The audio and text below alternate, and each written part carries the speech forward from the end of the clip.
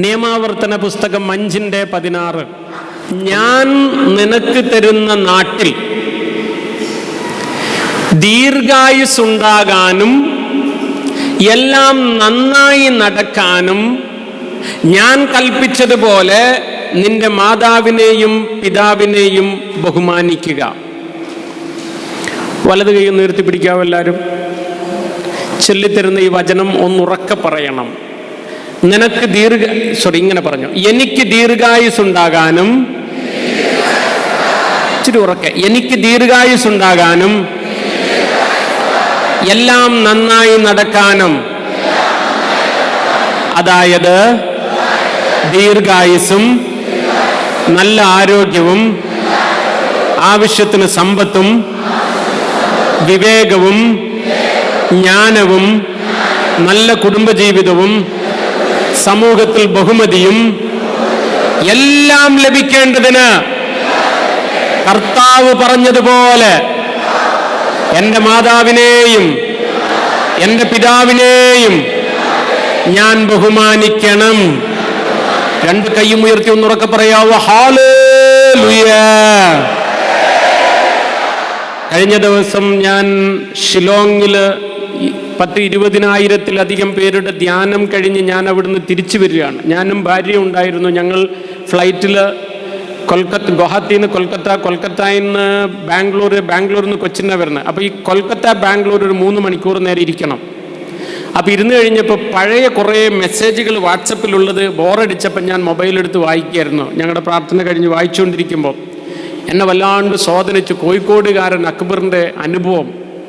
ഓനിങ്ങനെയാണ് പറഞ്ഞത്: ഞാനൊരു പാവപ്പെട്ട കുടുംബത്തിലാണ്. എൻ്റെ വീട്ടിൽ ഒലക്കയുടെ വണ്ണമുള്ള മരം പോലും മുറിച്ച് വിറ്റിട്ടാണ് ഞങ്ങൾ കാശ് ശേഖരിച്ചിട്ട് ഞാൻ ദുബൈയിലേക്ക് കുടിയേറിയത്, ദുബൈയിലേക്ക് പോകുന്നത്. എൻ്റെ ബീവിനെയും മക്കളെയും ഞാൻ കോഴിക്കോടാക്കിയാൽ പോകുന്നത്. എനിക്ക് ഉമ്മയുണ്ട്. ഞാനൊരു ഹോട്ടലിൽ കുക്കായിട്ടാണ് ജോലി ചെയ്യുന്നത്. ഹോട്ടലിൽ ഇങ്ങനെ ജോലി ചെയ്തുകൊണ്ടിരിക്കുക മൊബൈൽ റിങ് ചെയ്തു. ഹോട്ടൽ ആ സമയത്ത് മൊബൈൽ എടുക്കാൻ പാടില്ലാത്തതുകൊണ്ട് നോക്കിയപ്പം ബീവിയ ഓക്ക് വട്ടാന്നും പറഞ്ഞ് ഞാനത് പോക്കറ്റിലിട്ടു. കുറച്ച് കഴിഞ്ഞ് ബീവിൻ്റെ മിസ് കോൾ വീണ്ടും വന്നപ്പോൾ ഞാനത് കട്ട് ചെയ്തിട്ടു. ഈ ഓക്ക് വേറെ പണിയൊന്നുമില്ല എന്ന് കരുതി. പക്ഷെ കുറച്ചുകൂടെ കഴിഞ്ഞപ്പോൾ കണ്ടിന്യൂസ് ആയിട്ട് മൊബൈൽ അടിച്ച് എടുത്തു നോക്കിയപ്പോൾ ഉമ്മാൻ്റെ കോളാ. ഉമ്മാൻ്റെ മിസ് കോൾ കണ്ടപ്പോൾ ഞാനിങ്ങനെ ആലോചിച്ചു, ഉമ്മ ഇങ്ങനെ വിളിക്കുന്നതല്ലല്ലോ.